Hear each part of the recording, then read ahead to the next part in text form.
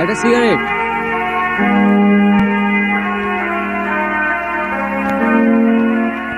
এই যে ভাই।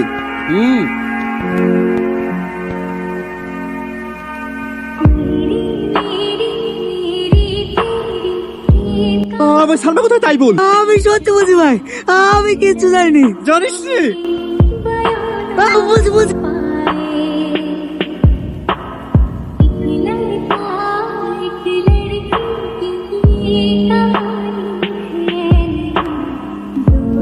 এ আবার কোন হয়ে যাস পা? রাস্তার মাঝে ভ্যান নিয়ে দাঁড়িয়ে আছে, এই শালা তার সাথে কোনো জ্ঞান আছে? এই শোন যা তো। ওই নানা কথা শুনতেছেন?